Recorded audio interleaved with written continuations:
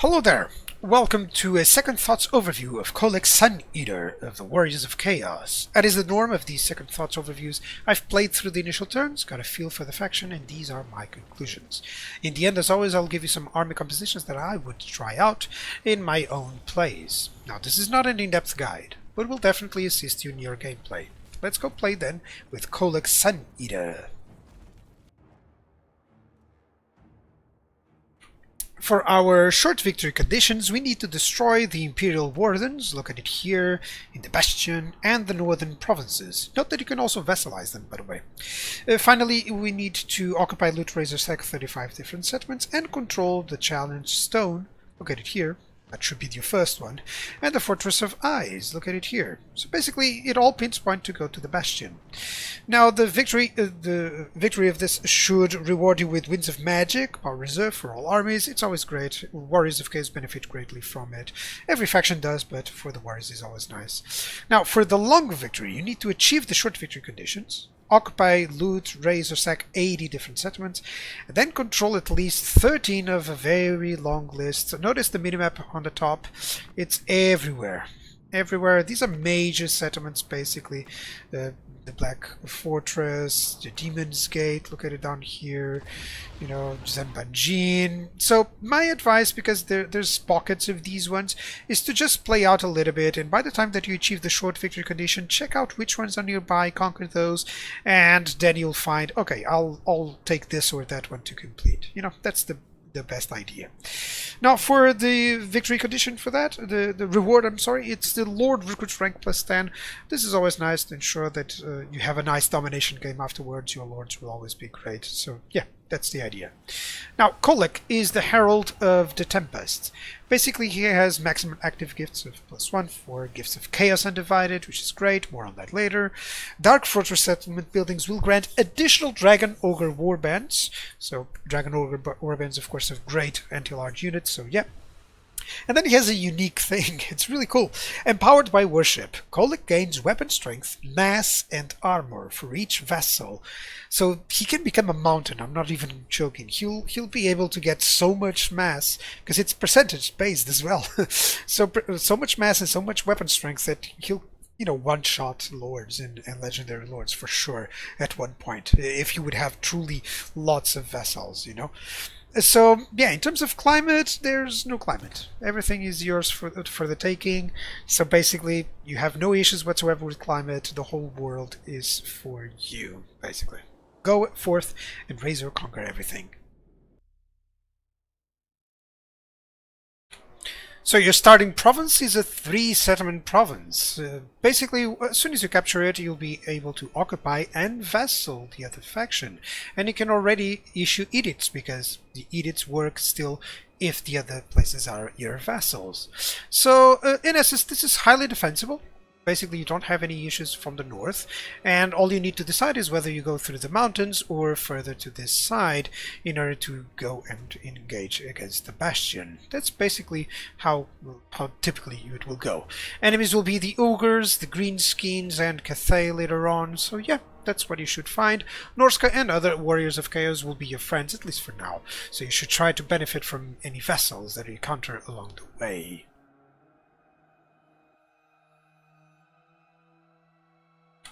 Diplomatically speaking, you're Chaos. So enjoy your good relations with Norsk and other Warriors of Chaos and Beastmen maybe, but everything else just hates you. You can get into good relations with stuff like the Greenskins, for instance, even some Ogres, but don't count too much on it. Soon they'll become your enemies for sure, or your vassals. Now, of course, enemies that you have in the beginning, Greenskins, Ogres, and Cathay, as I mentioned. Norska as your allies. So outpost potential will probably be just with Norska. I would try to get some of their single entities if I can. Some of their missile troops in the beginning should be prove worthy as well, and some flying units. The Wyvern, for instance, is really cool. The Frostworm, sorry, is really cool. So yeah, those would be the ideas here for Kholek. Not that he needs, his faction roster is already really cool.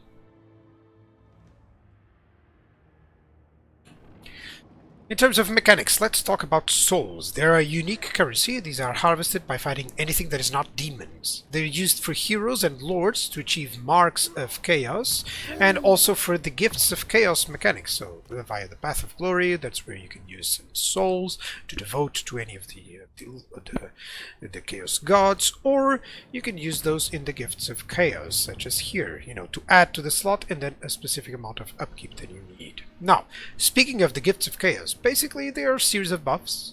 Namely, the important part is also that you can unlock specific units, as you can see here, okay, to your gifted units pool, and that's how you achieve some variety of units typically. Now, in terms of that as well, these can be unlocked by actually spending some souls or sacrificing some specific souls to the Chaos Undivided, and then you can get those. So yeah, the more souls you spend, the more unlocks you can use, and then different ones you can use there. Now, in terms of the Path of Glory, very simply, you can devote your character to a specific mark of chaos with the different changes that it will add. So yeah, that's basically it. If you want a specific lore, for instance, or if you want a specific hero, yeah, by all means, that's where you can go with this. Now, you also have the Eye of the Gods. These offer specific dilemmas. I believe I had one just now. Yep, so these are a series of buffs, different ones that you can choose, some events, dilemmas that will show up, so that you can have, a different idea and different take on the campaign. These unlock the more gifts of chaos, your active gifts you have, it will fill in, and then it will offer that dilemma. Now, authority. This is a way for you to grant cheaper upgrades and upkeep, as well as casualty replenishment rate. So be mindful that you will have some that increase authority, others that decrease authority, so be wary of that, really. Now, it's very straightforward on how you customize your armies. Now, your units, they recruit instantly. However, the biggest issue is that basically unless you have specific buildings, you can only recruit the very basic ones. Why? Because you will have the warband upgrades. As your units grow in terms of experience, you'll be able to unlock them, upgrading to a different unit. Basically, that will cost some gold cost per unit, some total cost, and then you can upgrade following this tree. Of course, you can upgrade in all of the specific chaos gods, or you could just follow the Undivided, up to you. Notice that this means that experience is really important for the Warriors of Chaos, which is why in many cases you'll see a lot of buffs for the experience of units, or for turn, for instance. Now, in terms of buildings, let's talk about buildings. So you can only build everything in specific ones, which are called the Dark Fortresses, okay? And without it being a Dark Fortress, all that you can have, for instance, like here, minor settlements, is this. So for the most part, you will want to have all the Dark Fortresses under your command, so that you can actually build up on this. But more on that later. Now, vassals should almost be noted as a specific mechanic. Why? Because you have so many of them. The more you conquer, you'll get the opportunity to vassal specific factions, and of course to orient them and to forcing them into specific enemies, of course. So yeah, Kholek can still get a lot of benefits from vassals, because not only they are vassals, but for instance, he also gains weapon strength, mass, and armor for each vassalized faction. In essence, he becomes a beast.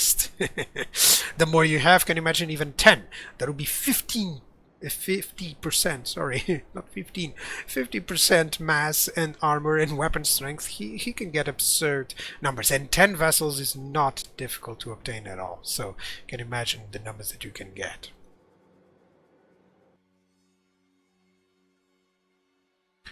In terms of province edicts, note that they can use these with the vassals owning some of the settlements, by the way. Now, these are Chaos Undivided Corruption. They also have a rather defensive one with enemy movement range, enemy hero action success chains, less attrition when under siege, and melee defense. Use this, of course, pop this one up if you're under attack, basically. You also have a chance of a plague spreading reduced, more hero recruit rank, good to have when you're recruiting either heroes or armies, as you can see there with the recruitment cost as well. And then you have a very basic one that has decreased control in exchange for replenishment chance for the undivided marauders in the local warband recruitment, and also construction costs reduced. Basically, you can always have this one in place. The -4 control is not a big deal unless you're, for instance, playing on legendary, and even then you may have just enough buildings to counter it and enough other buffs to counter that. Now, in terms of the army stances, let me pick this one up here, and you have about the basic ones, really. So you have the channeling for 10% move, you have encamp for 50% move, enables replenishment, immune to most attrition, of course. You also have raiding, immune to attrition, and of course the income. This only costs 25%, is slightly reduced, and we also have 25% cost ambush and forced march, of course. Everyone has forced march, really. Yeah, very straightforward. We'd love to a little bit of changes here, but nothing too bad in that regard. In terms of buildings, it has a rather unique approach because of the warband upgrades mechanic. So what you unlock is actually how many warband units you can actually recruit. You know, that provides local warband unit capacity, 3 Chaos Warriors, you see there. So you unlock the capacity of upgrading already Chaos Warriors or Trolls, you know, like here, or some Chaos Knights, and then of course, you know, or specific buffs here. Notice how under Kholek you do have on the main building the local warband unit of Dragon Ogres, which is excellent, and this is already in the first one. So having Dragon Ogres from the start, you kidding me? These guys should be a tier 5 unit or 4 unit at least. So, and they're recruited in tier 1. Yeah, 5 here. The normal building is tier 5. So can you imagine having these brutes? It's excellent for Kholek. Now, you have 6 military buildings, okay? And all of them, of course, need to be built here.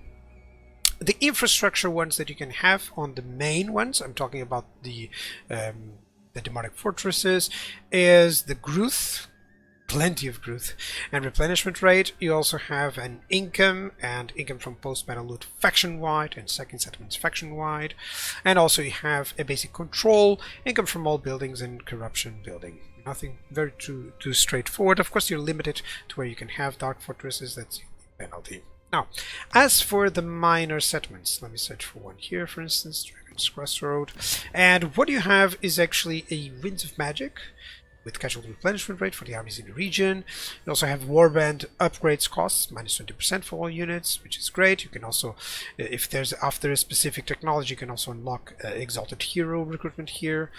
You also have magic item drop chance or souls gained from battles. It's really cool. You can use these circumstantially, you know, in different circumstances, of course. So yeah, it has some good ideas. This one, the very last one, is a garrison, basically. So if you want to have a minor settlement and you need it to have some bit of a garrison, of course you can pop that one up. It should do nicely, at least. Now, for the most part, you'll ignore the minor settlements and just have the dark fortresses, of course, but it's up to you. You can always, you know, paint the whole map as you prefer. You know, it's not a bad idea either, you know, if you just like to have the whole map conquered. Now, research. It goes into undivided a bit, basically, and it also goes into different blessings of Khorne, Nurgle, and of course Tzeentch and Slaanesh. Note one thing: if you go into specific ones, such as going into Slaanesh, it will take away Khorne authority. If you go into Tzeentch, it will take away Nurgle authority, as you see there.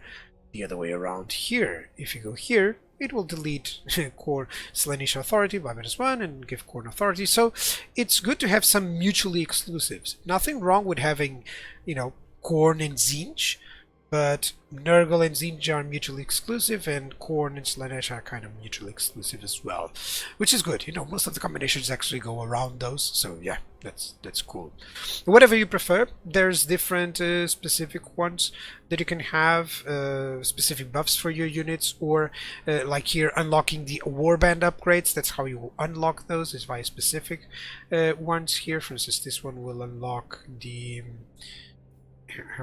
Forsaken upgrades. So yeah, depending on what you want to go for, you'll need to pay attention to the technology that is required. As always, your lord specific buffs. your magic or combat ones, red line or army, and then the blue line or campaign. Remember that authority is actually what gives you replenishment and upkeep reduction. You also have a little bit of replenishment here in the blue line, so you can imagine how great that is actually. It includes some buffs for warband upgrades, such as souls gained from battles and then increased experience gain, which is excellent. Add that to this one here, and of course your units will be increasing experience by a lot. Now, it's rather important for the Warriors of Chaos because of the warband mechanics. Do note that they need to gather experience as fast as possible. Red line is actually one of the least expensive ones, one of the best. They're streamlined into basically mortal and demon units, as you can see here. So you can definitely have great combinations for very few skill points allocated. So there are the red line skills for the units of the Warriors of Chaos roster. It's really the most extensive one, so forgive me for trying to get everything in the same page here. Now, the interesting note is how these skills affect the unit types, basically. So you can have everything from the low tier infantry to the highest tier units of Chosen, every cavalry unit, you know, most monsters here, everything that has missiles. So that's great to ensure that you can, you know, make the best out of this. Now, in terms of Mr. Kholek here, he buffs up a lot of the Dragon Ogres and Dragon Ogre Shaggoths, so of course it makes sense to give him, you know, a lot of those. I just added some Chosen for some flavor, but nothing wrong with you just going with Dragon Ogres and just having fun with it. You know, notice how inexpensive that is. And this one is even adding a couple of Hell Cannons there just for flavor. Also, your Chaos Lords, basically they do give some physical resist for Chaos Warriors, Chaos Knights, and Chosen units, so by all means just go mad with those. Of course, having some Dragon Ogres or of course some Chaos Lords, some Chaos Knights here for flavor, as you can see, always inexpensive, really. And then you can have just some fun, you know, just some, it depends on how many units you can actually get of these, depends on the authority as well, but you can see how different and varied the armies can be.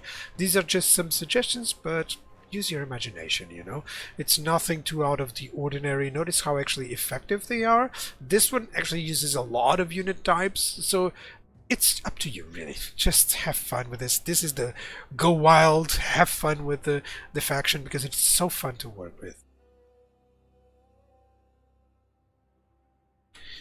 The key word is customize. If Demons of Chaos was customizable for one character, they enhanced it for Warriors of Chaos. Kholek has a bit less customization and focus more on Dragon Ogres, but go for it. Embrace that. That's the reason why you chose Kholek in the first place. Now, the replay value is then what army compositions you're going to use next, what types of enemies you're fighting, and are you into Slanesh or Khorne, or maybe going to both, or a trio of gods if you prefer. It's up to you. Come up with your armies, show them proudly. It is also unique in the Domination campaign because you can have nearly anything. You can go everywhere, especially starting with a long victory campaign. It's up to you. Where do you go? You can see that it redirects you to everywhere. Have fun with that. Now, your army, it does really consist mostly of great infantry, great cavalry, good missiles, great monsters and single entities, great flyers. It does rely on upgrading units, and it does require time for the elite troops.